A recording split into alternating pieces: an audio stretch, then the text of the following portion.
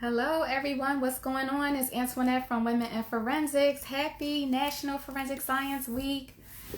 I am going live with a few of my friends who are also forensic science professionals, and they are going to join us to talk about what they do in forensics and their career paths and what National Forensic Science Week means to them. So we're just going to chat it up, have a conversation. Make sure you type your comments below. You can also use the question mark icon down at the bottom of your screen if you want to ask questions that way.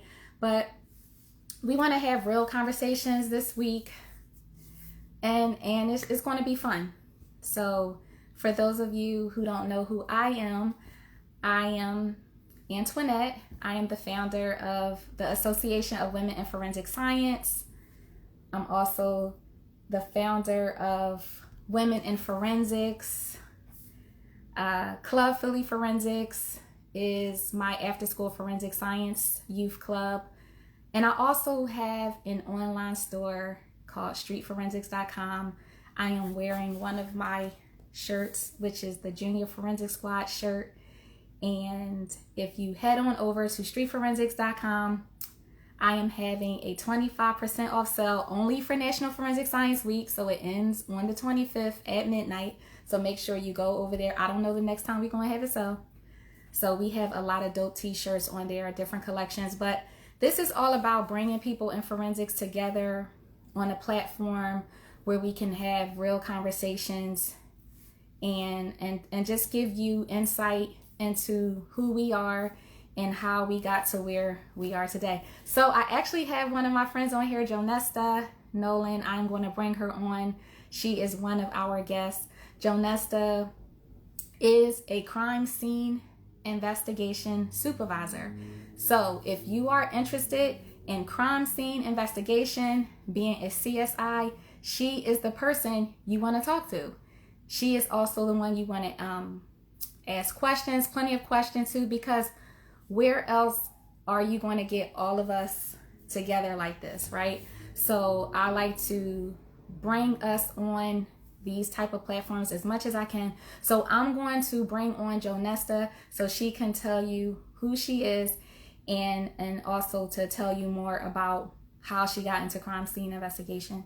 So let me bring her on right now. Hi, Janesta. Let's see if I can bring you on. Let's see. So Janesta, do you see where you can request to join me? If you can hear me. Hi everyone. Hi everyone. Thank you for being on here. We also have other forensic scientists on here as well. We have Figure 25 Collective. I look forward to bringing them on soon. You want to follow Figure 25 Collective because it's a group of women forensic artists, and they are doing a lot of great work. Hello. So we have 3 guests coming on here. We have Janesta, we have Mark, and we have Kiran. Mark is a firearms examiner. He also has a police background. He worked in CSI as well. And we have Kiran, who is a forensic scientist and a consultant. His consultant agency is called Sure Science Consultant. And I'm not going to tell you too much about them because I'll let them introduce themselves. But okay, so Kiran is on here. Hi, Kiran. Can you request to join me so I could let you in? Let's see.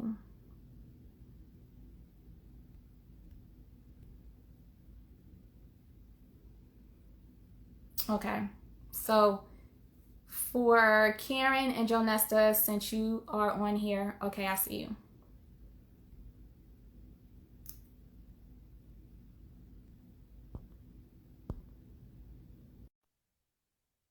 All right, y'all, here we go.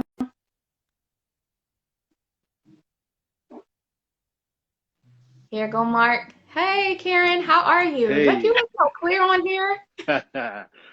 nice. I'm glad that you could see me. Can you Yeah, hear you me must well? have an iPhone. No shade to Androids, but my Android don't show this clear. We have Mark coming on. All right.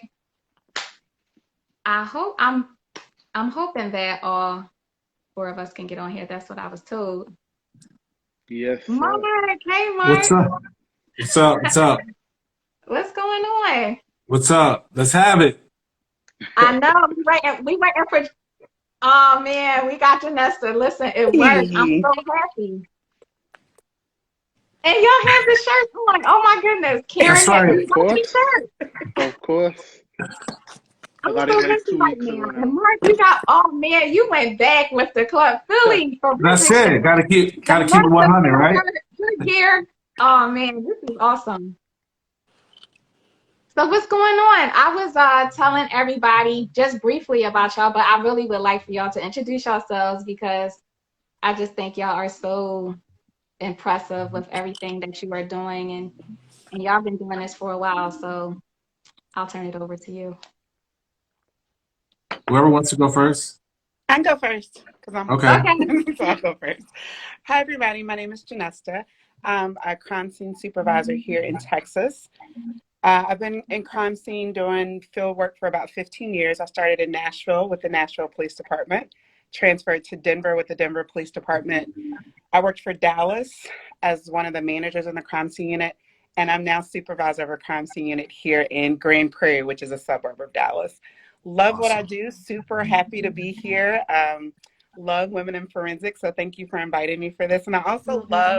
love that we're focusing on our men folk in forensics. We don't hear enough about you guys. So I'm super proud Mhm. to be here with you. So thanks for all you guys do. Mhm. Yes. Thank you. Thank you. Who's next? Go ahead. You go next. Okay, man. So I'm Kiran Philip. I'm from a small island called St. Kitts in the Caribbean, and that's where I started my first ever full-time job, which was as a crime scene investigator. I was actually the first civilian hired on my country as a crime scene investigator. So I worked with a lot of police officers, and I worked there for a total of 6 years. Actually had a great opportunity to do many different things during my career. I worked with a firearms examiner, actually, just like Mark, and I also got to be a crime scene manager as well, just like Janesta.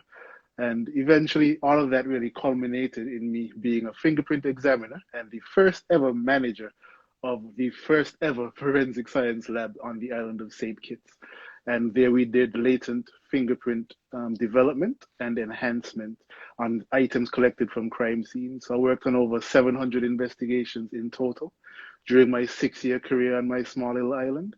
I testified at court at numerous times as a recognized expert witness, but I really wanted to do more and I saw myself going further. So I moved to Toronto, Canada, and I'm right here now. Been here since August of 2019, trying to further my career in the forensic sciences. Since then, I've had an amazing year as a keynote speaker. I've done about 25 appearances for the year, Wow. talking to young people about forensic science and all the amazing career opportunities in STEM. So I'm always happy to be here with Antoinette. She's given me a good forward, as we would say in the Caribbean, and appreciate the vibes. So I'm glad to be here and talk about men in forensics, and especially for National Forensic Science Week. Awesome. Yes. Awesome. Well, my name is Mark Williford. Um, I have a very vast background. Started in Philadelphia as an officer, worked in patrol for several years, worked as a crime scene investigator for the vast majority of my career, about 12 years. And the difference in Philadelphia as a crime scene investigator, you do everything from photography, documentation, collection, latent prints, footwear, tire, blood spatter. And the requirements in that discipline or in that field is that you have to be competency tested and proficient in those things. So much like when you go to different agencies, those other agencies have people that do specific jobs. With Philadelphia, you had to be like a good photographer, you had to do latent prints and all those things like that. So, like I said, 12 years of that. Before I left Philadelphia's crime scene unit, I was really big into training. I love like giving back. I think that's our opportunity to give to our future. So I would do training curriculums and training programs that would encourage other investigators, detectives, law enforcement officials to become better in whatever discipline they chose. So if it's detectives need to know how to do blatant prints or photography, I would do some type of training for that. Then I went into the firearms unit where I became a firearms expert, working with the firearms for Philadelphia. I got my feet wet. And I always wanted to, as an investigator, I wanted to know, like, once you collect evidence, what happens? So being in the lab gives me an opportunity to be a firearms examiner, to see what happens in the laboratory, see what the bullets look like, bullet specimens, identifying. I've been court qualified since the early 90s, local, county, federal courts. I've worked with Antoinette for several years. I was talking to a friend of mine about how we birthed this baby and how things, how this thing came about, and my love for her and what she's doing for the community. So I'm currently a firearms examiner, technical leader down in Maryland. I have about 29 years of law enforcement experience. So, and my giving back would be when I retire, is I want to work for the Innocence Coalition. That's my ultimate goal. So once this is all said and done, I want to go back in time and start helping people who have been wrongfully convicted, big with the Innocence Project, things like that, that we could change the narrative. So that's where I am. Thank you for having me, Antoinette.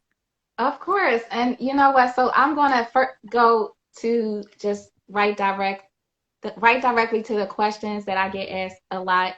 But with me starting with, there are a lot of people who want to get into forensic science, but they can't find jobs and they don't know where to start. Like what would your advice be for them to get started? Like, what should they start doing now if they want to work in any of those fields that you're in, either crime scene investigation or, just being a forensic scientist, being cross-trained in different agencies, or being a firearms examiner? Like, there are a lot of people who have a hard time narrowing down what it is that they want to do.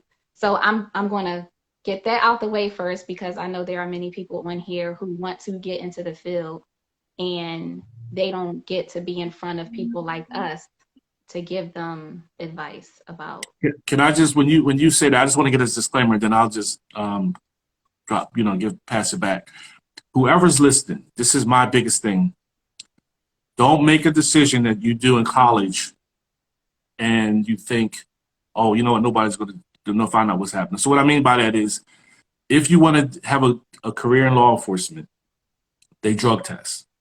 So if you decide you want to smoke weed while you graduate just to party and have a good time, and then 6 months later you want to apply for a job, you will be disqualified because of that. So that decision that you make when you graduate college, graduate high school, you want an internship, do not do anything that's going to compromise the background portion. So if you decide that you want to do it, make that a career path, set that trajectory. But if you decide to smoke that little bit of weed, hit that bong, or whatever you do, they will do a drug test and that will disqualify you. So that's my only thing. Yes, and Miss Aisha Nicole, she said, good advice. Great advice from the sketch cop official. Yep, Mike. Yes, great advice. So I'll say, just from a civilian point of view, I'm a civilian. I've been civilian my entire career, and I did not grow up wanting to be in forensics. I grew up, we didn't have a lot. We did not think of cops and police in a very good way. So I'm as surprised as anybody that I got into law enforcement. I actually wanted to be a doctor.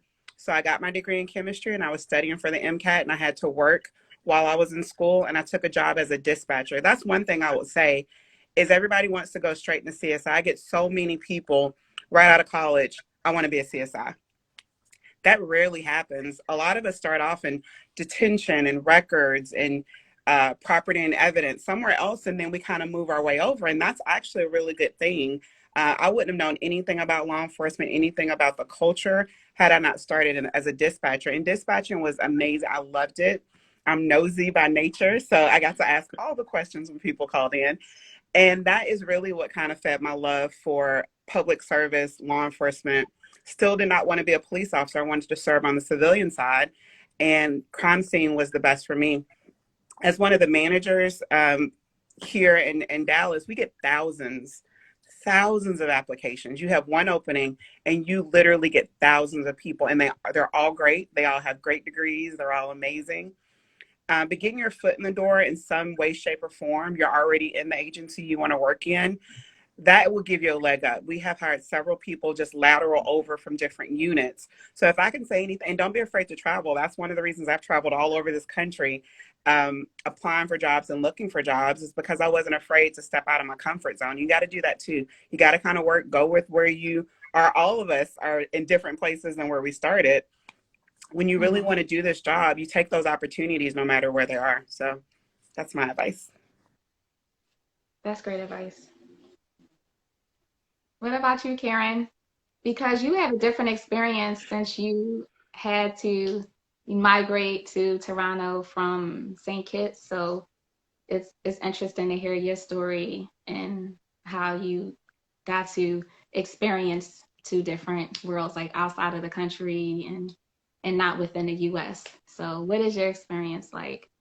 So the beginning for me was a really long time ago. I decided that I wanted to be a forensic scientist when I was in my teens. So I was always trying to get good at science. I wasn't very good at science, really.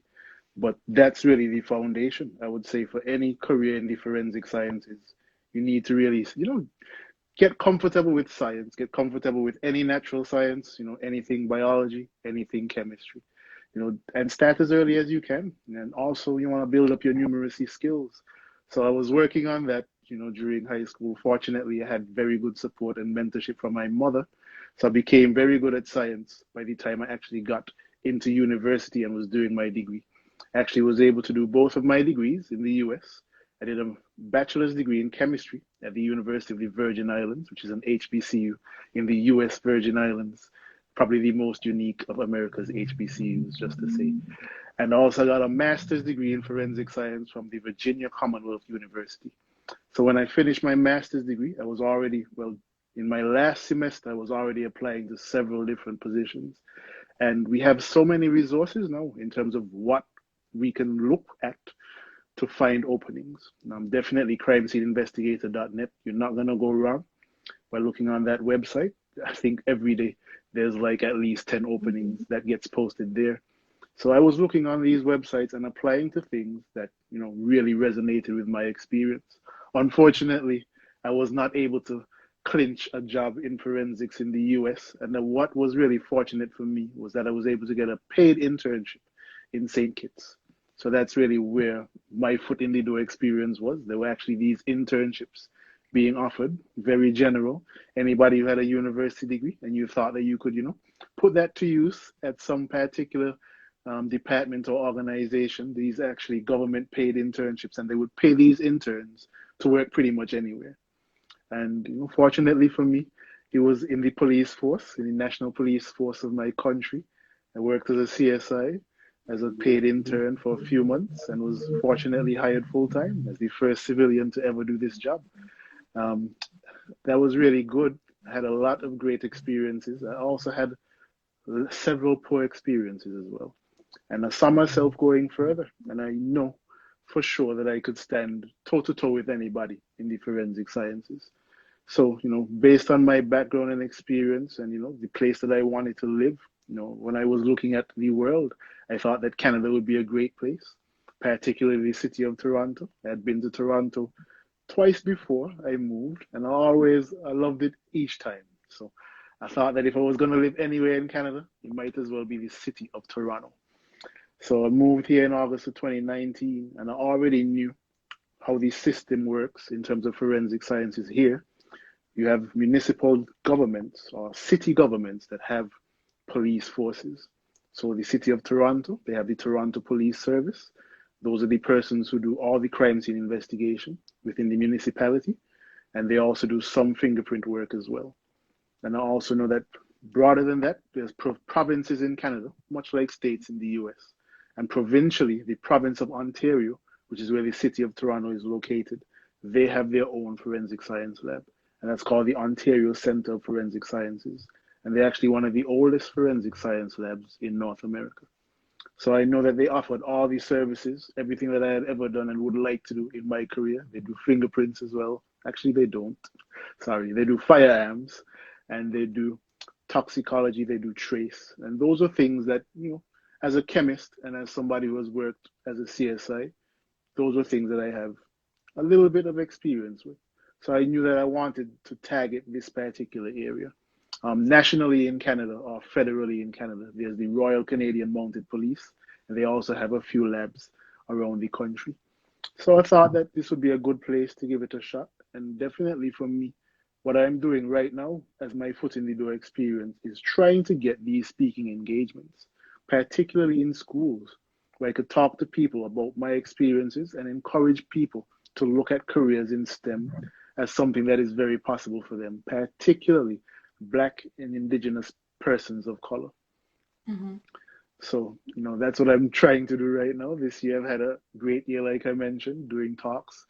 For Black History Month, I did a number of talks in schools, talking to students at every level, elementary, middle, and high school level. I've also been asked to do a panel by my university, the Virginia Commonwealth University. So speaking engagements has been really what I'm doing to really try to get noticed and try to stay current in the field. And hopefully that's going to work out for me because I aim to be back in the lab. But if not, I definitely encourage people to use these skills that you have, whether you've already been in forensic science and you're looking to transfer to a new place or you're trying to get into it, continue building on your skills. For me, I like public speaking. I like trying to explain science. So that's what I'm doing right now. But for you, it might be that, you just like testing different substances and seeing different reactions. There's tox labs that are not related in any way to crime scene or to the criminal justice system. There's also veterinary labs. There's diagnostic labs. So many different things that you could do. Definitely try to qualify yourself in those particular areas as well, because that may very well be just as interesting as the forensic sciences. But certainly, if we give up, we're not going to make it. So I just keep trying. And unfortunately, as cliche as that sounds, that's just the way it goes sometimes.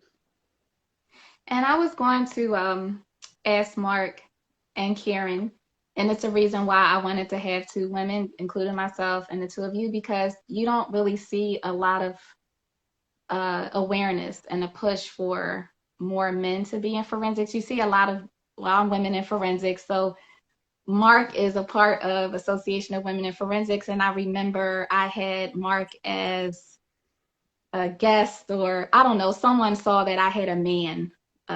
Remember, I don't know if you remember, Mark, and they asked me, well, if you're women in forensics, why do you have a man doing a speaking engagement? Because why wouldn't I? So how do you feel about seeing so much, awareness, bringing awareness to the underrepresentation of women and being in forensics or being in science, but you don't see any of that for men? So how does that make you feel, and what do you feel like you should be doing to make people see, like, okay, men are in forensics too, especially Black men? So why do you feel like you still see that a lot? Well, I can say for me, and for whoever's viewing, I'm a big proponent for the educational component. And I think the educational component starts at home. And I wear a baseball hat, I wear regular clothes, because I think that when people look at forensic scientists, they look at the geeky, pocket square person of old. And I think that when you look at the diversity of what the forensic science has become, we're just like anybody else. We have the same issues. We have the same concerns. But I think that what makes the beauty of it is that we have the opportunity to change the narrative. We're in the conversations. We're in the conference rooms when things happen, and we can say, no, that's not it. Is this based on some emotional thing? Is this based on, some type of prejudice? So we're there as benchmarks, and we're there as flags for things that happen. And I think that when we look at Black men in forensic science, I think that, Antoinette, you and I have always talked that they think that scientists are all women. Yeah. And I Yeah. come from a whole totally different roadway when I came into forensic science. Coming from a police background, didn't have the paper. You know, I laugh at people and I tell them, I say, you know, people say like Antoinette, you know, and you have those letters after your name. Mine's is DAD. You know what I mean? Because I'm a dad. That's my I went the rough route, or I went the uncommon route. But my route is my route, and how I got there and where I am today. And I want to be that lighthouse for somebody to say, you don't have to take this road. You can go the rough route, but you can look at the lighthouse, and you get the lighthouse being us in the forensic science, and say, just come this way. It's safe this way. You can come this way. So we have an obligation. However you do it, just do it. You know what I mean? Like you just said, like you have to do it. Like we have an obligation to be lighthouses wherever we serve, for people who are in those treacherous storms or just wayward. They don't know which way to go. We need to be those people who could say, just go in that direction, you'll be safe. So. Mm-hmm. What about you, Karen? Like I see that you are doing a lot to, you know, be more at the forefront of community engagement with Shore Science Consultants. So you clearly see that there is a need for you to do this type of work. So how do you navigate that with you being seen and being represented, although you don't see many men doing what you're doing when it comes to the community part, as opposed to if you are in the agency and you may or may not see people that look like you?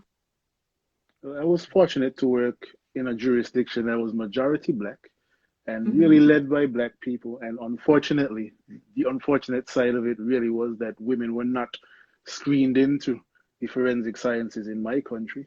So I think what you're doing is great, you know, definitely, because, you know, we always need people to know that there is space for diversity amongst what we do. You know, and I never was comfortable with the idea that, you know, this was just a male profession.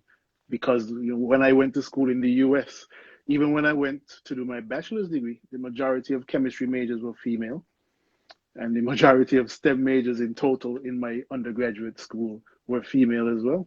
So I went to the Virginia Commonwealth University. Basically, all of the faculty were women who had very good experience, like years of experience as experts in the forensic sciences. And that was the first time for me really, you know, noticing how different forensic science was compared to all the other fields in STEM. But that message still needs to go out because there's still places in the world outside of the US and Canada and the United Kingdom where forensic science is not a top tier industry. You know, outside of those three particular countries, I can't really bring somewhere else to mind that is leading the world or showing people how it's done in terms of how forensic science is. So we need, you know, organizations like Women in Forensics to reach out across borders and really encourage people, you know, to look at the forensic sciences as a very good option for your career, because we need more representation there, particularly for Black people. You know, when I was working full time as a crime scene investigator, you know, I knew that I liked two particular things about the job. Number one thing was being able to be on a scene and be that person, you know, who could find things that nobody else was going to find. But the number two thing was being able to go to court and talk to people in the community and explain to them, you know, why this is significant. And I think that that has, you know, really been the trajectory for me as a speaker. I get to talk to people about why this field and these fields in the forensic sciences are important. And they're very important because the forensic sciences is one of the bedrocks that we should think of when we think about the justice system. For me personally, you know, I can't see how there's going to be justice if we can't agree on the facts. If somebody is not coming out and saying, like, it is a fact that, you know, this item was touched by this person because, you know, we found this person's fingerprint, we're able to say, you know, there's X amount of points of reference that are matching from this fingerprint found on the scene to the exemplars taken from this person, you know, and that really is a fact. You know, it's something that is irrefutable. The print belongs to this person. And we could, you know, talk about the issues around those as well, but at least we can agree on the facts. And that's what the forensic sciences provides us. It provides us with the facts so that we could get to the truth. And I always tell people that once we have the truth, We could look at who's going to be accountable, and then we could look at how we're going to make this person make it right or try their best to make it right, which is in essence justice. So I want to tell people about how important this is, and I want to do that as somebody who is a black man from the Caribbean, so that people understand that, wow, it's bigger than just what's happening in the US. It's bigger than what's happening in the UK. It's bigger than what's happening in Canada. You know, if this is a global movement, you know, everywhere in the world, we should be interested in justice, and we should be part of that, you know, wherever we are and whoever we are, men, women, black women, you know, indigenous peoples of the North American continent. You know, I think everybody should be involved because we need that diversity. Yeah, and I agree. I remember when National Forensic Science Week was just started 8 years ago, and I was excited about it, and I always made sure I at least either did something through Instagram or did some posts. I think when it started, I don't even know if I was, yeah, Instagram was around, but it wasn't a lot of interest in National Forensic Science Week, and we were starting to see more professional organizations getting involved in tweeting. So I think it's really important, even for people who are not in forensics, to know how important we are to the criminal justice system. And I know you, Mark, you mentioned the Innocence Project, because there are people that should be more educated, and that we not only play a part in convictions, but also exonerations as well. Absolutely. So I wanted to talk to you, Janesta, because you are a crime scene investigation supervisor, and your unit is civilian and police. Mark, you are a police officer, and then you went into forensics as a civilian. Like, you retired from being a police officer to be a civilian firearms examiner. And I'm just going to put it straight out there. You know, there's still a lot of, I would say, division between the police officers and civilians in forensic science labs, crime labs, whatever you want to call them. The both of you, from where you come from, what are your experiences with that? Like, the police and the civilian working together in forensics labs, and how they respect, or if there is a lack of respect for forensic science. I'm gonna put it nicely. You Because first. this is we have these conversations. You know, No, we Yeah. can be honest about it. That's fine. I actually did my master's thesis on the civilianization of crime scene units, because I have dealt with this. I've civilianized and been a civilian in, I believe, 4 crime scene units now, and I have worked side by side with sworn, and it is rough. It is hard. I'm married a police officer, so I love officers. I love law enforcement. But it is hard being a civilian, being a Black female civilian, working in any. And at first I thought it was maybe regional, but nope, it's all over the country. yes, it is. Yes. There are disparities with pay. There are disparities with benefits. There's definitely disparities with respect. You have to have a tough skin to work in this field. As a civilian, I would never, ever want to do anything different. I love my job. But if we can be honest about it, yeah, it's a problem. It's been a problem. But that's why it's so important for us to be in positions of power and of leadership, so we can advocate for that kind of stuff.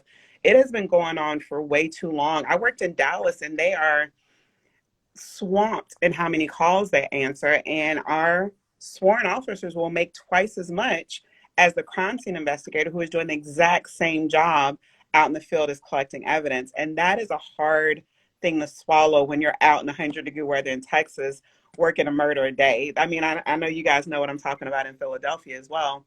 Mark. And that's something that we just have to kind of bring to light. We have to talk about it. We have to be honest about it. And I've gotten several, you hate law enforcement, you hate police. It's not that, but we can do better. We, as a law enforcement community, can do better about treating our civilian personnel better. We've been on calls where they will send the whole shift to counseling. Y'all get a day off, go take it out. This was a horrible scene. Send all the sworn officers somewhere, and the civilian crime scene investigators who actually had to sit and pick up the body parts, they just go on to the next call. They don't even think about us in that manner. And that's a problem. But you have to have people who are willing to speak up, speak out, speak for, and advocate for our mental health, for our emotional health, for our financial health.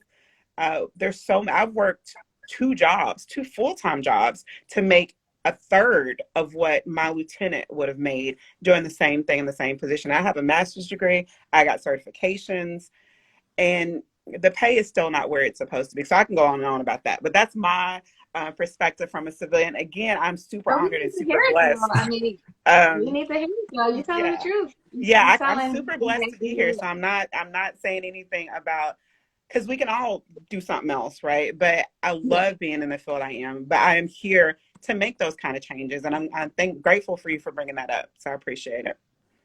Oh, sure, of course. My turn, right? Your turn. So I have a very different perspective, coming from a law enforcement background and then going into civilian. I understand both and I hear them both. I would like to be in a place where I'm able to translate them both and make them both make sense, because police officers speak a totally different language than civilians. Civilians hear things differently than, police officers hear orders, civilians hear instructions. Officers speak law, civilians hear rules. So all of those things are about interpretation, but it all requires a certain amount of communication and respect. And I think that when it comes to, like, a civilian may say, I have this paper, I have this master's degree, I'm doctored up and all that stuff like that. An officer may say, that stuff don't mean nothing on the streets. But it does mean something. You're a resource, and we have to respect our resources. And I think that when it comes to the hiring at the HR level, they need to, when they sign you up and they say, this is what you're going to do, the response from management is always, well, you asked for this. You knew what you were going to get paid. You knew what you were going to get. So you asked for this, and if you don't like it, you can leave, which is not the answer. You get paid for what you're worth. If you don't like what the pay is, then you don't have to work for that particular agency. I would just say, if you want to get in, and then you can deal with, like I said, oatmeal is better than no meal if you have what you have. And you'll shine, because you can have all of those masters and all that stuff like that. But if you're just a run-of-the-mill person with a bunch of paper, and if you can't communicate, if you can't testify, you could have somebody who has this huge pedigree. If you can't testify at the end of the day, what good are you to an agency? Because you need to work on your public speaking. You need to be able to be a good communicator. You need to be able to say, this is what happened, this is how it happened, and not get flustered or upset when somebody questions you. But this is a long, drawn out, arduous task of trying to translate police to civilian language. But I think it starts with respect. I think it starts with communication. We can take the genders and we can take the ethnicities away from it. It's just the human part of it, the human component, to say, do I respect you enough to hear what you're saying and do something about it, instead of echoing you and going, oh, my stomach hurts too, or, I do that too, or we do that too. But you have to do it respectfully, professionally. And like I said, I speak it and I've seen it. I've been in the trenches with police and civilians. It's difficult for me, even with my tenure. But it's not undoable. It's something that we just have to keep on going. I had a conversation with my brother, and I don't want to take too much time. I said, we talk about the elephant in the room, right? Everybody talks about the elephant in the room. I said, some places have zoos. They have the people who are giraffes who say, it has nothing to do with me. It has nothing to do with me. And then you have the ostriches, you know what I mean? So we're not talking about elephants no more. We have zoos in some agencies. We have the zoo because of how people react to what's going on. The giraffes put their head above. It got nothing to do with me. It had nothing to do with me. The ostriches are sticking their heads in the sand like, if I put my head down here long enough, it'll disappear. So no more elephants. It's the zoo. What zoo do you have? What zoo have you visited that, in your agency? And what are you going to do about it? Right. I'm glad that you brought up that topic, because like I mentioned, I was the first civilian to work as a CSI with my national police force, and I had endless issues. My biggest thing though it was always about this idea of risk pay. So I don't know if everybody else's agency has that, but police officers were paid at a certain rate, and then on top of that, they got an allowance, which was called risk pay, for an acceptable amount of risk that you had to undertake with the job. And that was mandatory. Like, every single police officer had to be paid risk pay, but absolutely no civilians working in any other departments for any other arms of the government would ever get risk pay. Like that was like a set rule. So I advocated against that very strongly because the risks that we undertook in the field were pretty much the exact same as any police officer. And I also said that if we're going to continue, because we civilianized the department, so over time I was saying if we're going to continue bringing in civilians and we're starting a lab, we're going to bring all these different substances in, we're going to train people specifically to handle these things, then there is another acceptable amount of risk that we're all undertaking working in the lab as well. And my idea was that we would basically make a whole new pay structure specifically for the forensic department. And that did not go over very well. You know, a lot of people fought against that.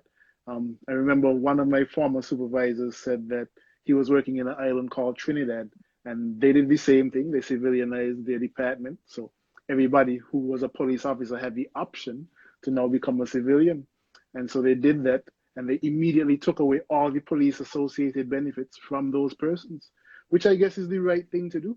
But we're still doing pretty much the same type of work, leading towards the same, hopefully, the same type of outcome for the same aim. And I mean, these are definitely the pay issue.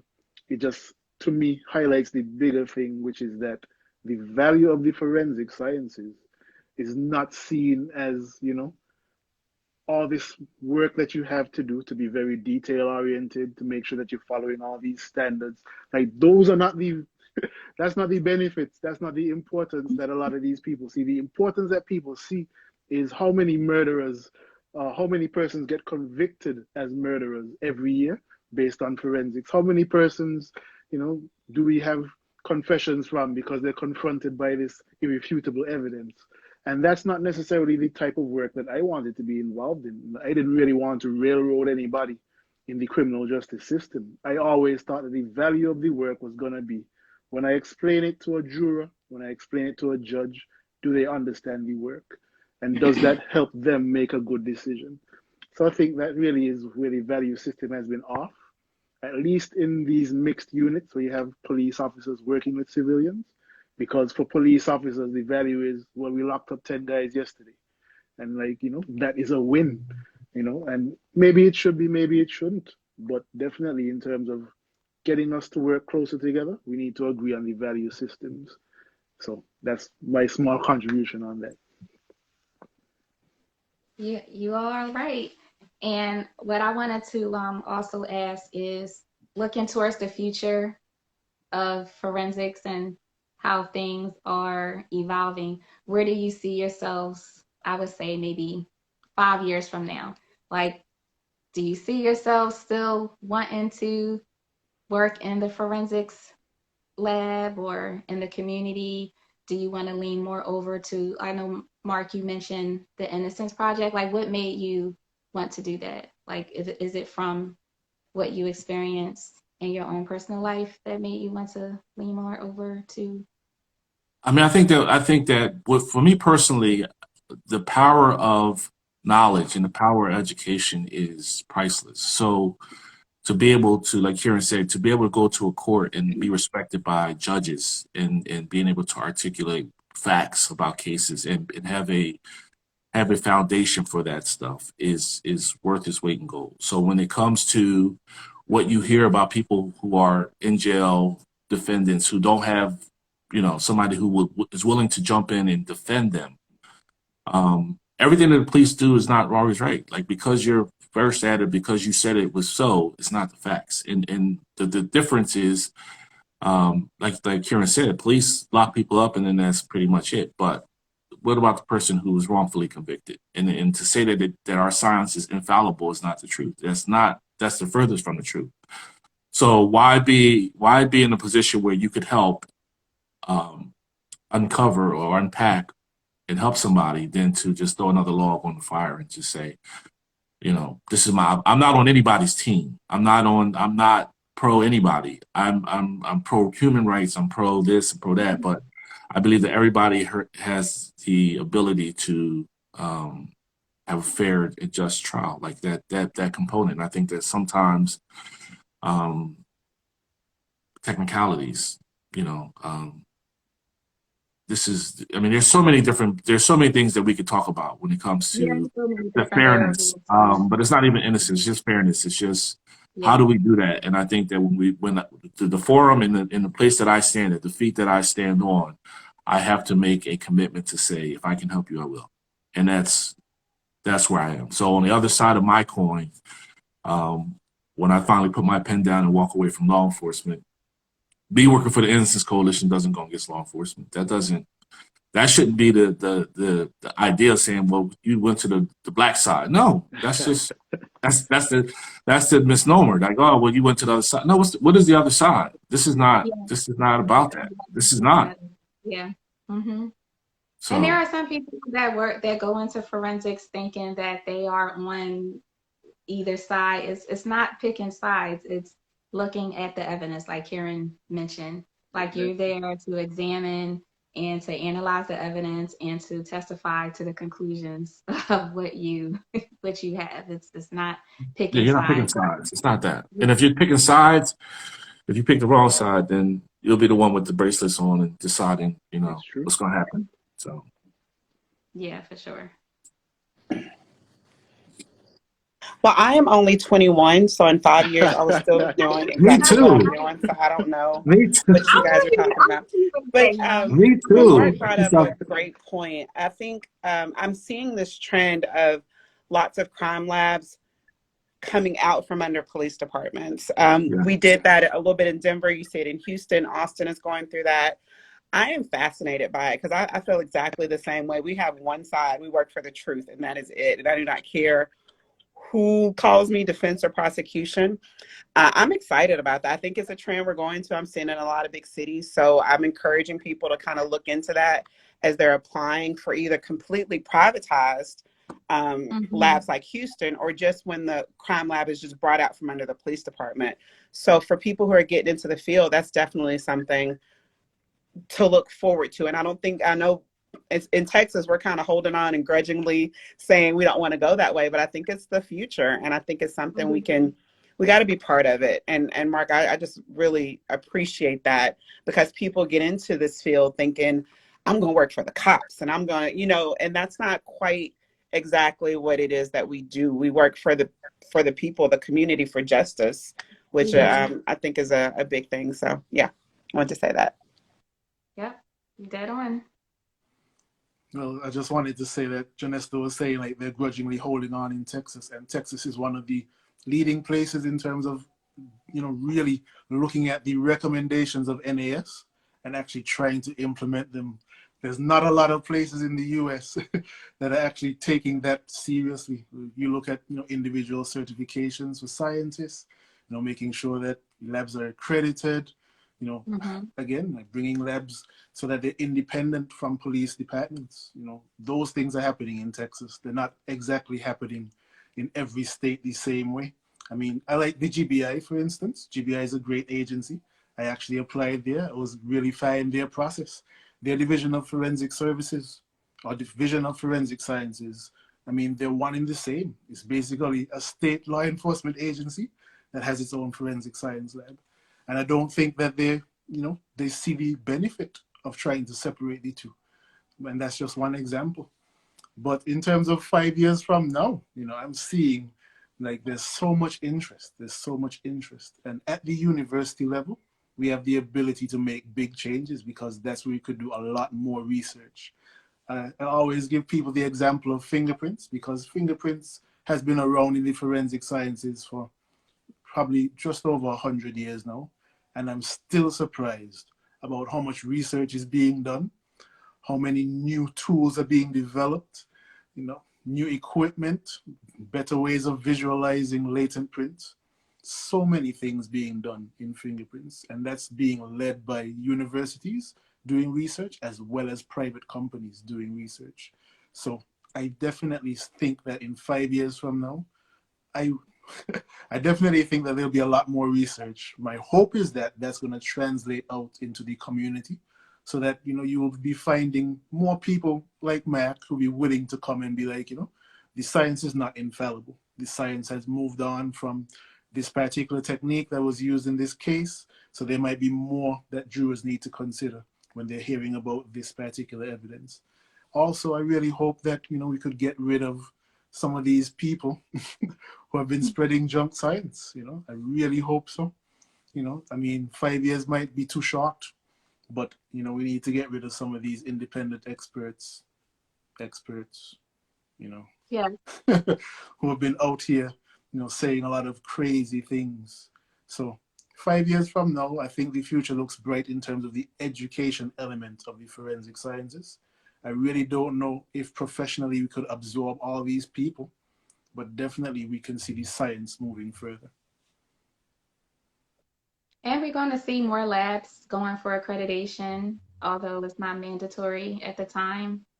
I kind of see it at some point down the road is going to be mandatory. So people applying for jobs, they have been telling me that they are even asking them entry level to be certified. So again, the educational requirements and the standards of what they're requiring for entry level forensic sciences is changing. So that's cool.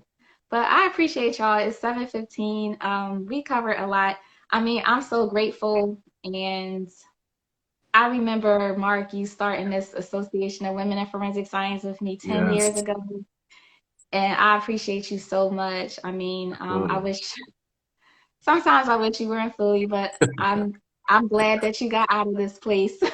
There's so much going on. It is a beautiful city, but so much going on. And Janesta, of course, you know how much I appreciate your support, and we keep in touch. We DM each other. You sent me a photo while you were at the forensic conference, the IAI conference, and Kiran, you were also on Beyond Crime Scenes and Autopsies, and that's the whole purpose of what I do. I see myself 5 years from now continuing to grow women in forensics internationally and to bring people together, especially people like us, Black people, because I feel like we need to be seen, and we need to continue to do the outreach and to educate people about what we do and dispel the myths that they see on television and what they think it is versus what we really see in real life. And also too, people not thinking that when you work for forensics, you are choosing a side. We're here to make sure that people get justice. And that's how it is. So I mean, I definitely know that people on here have learned a lot from the comments that I'm seeing. I can't even scroll to see the questions, but for those of you who are watching it now, or if you're watching it later, you can always send DMs to Mark. I have his handle, and Janesta and Kiran and myself. And yeah, so definitely make sure you keep in touch with them. But is there anything that y'all want to add before we log off of here? Janesta, Mark, Kiran, any last words for people who are I see more people. So for example, I have a LinkedIn group, Women in Forensics LinkedIn group. I don't know how many people on here are in my group. And I have so many people in that group, like maybe over 3,500 people. A lot of them are forensic scientists. And there are people in the group who have just graduated with their forensics degree and they're not working in the field. I meet more people who are not working in their major, in their degree, or they're struggling to find a job.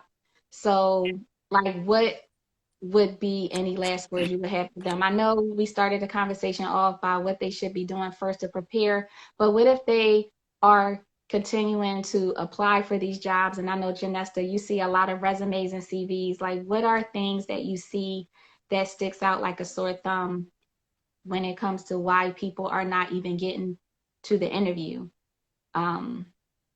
Mark or Kiran, like, what is it? I can tell you, just being on the other side of the table when interviewing people,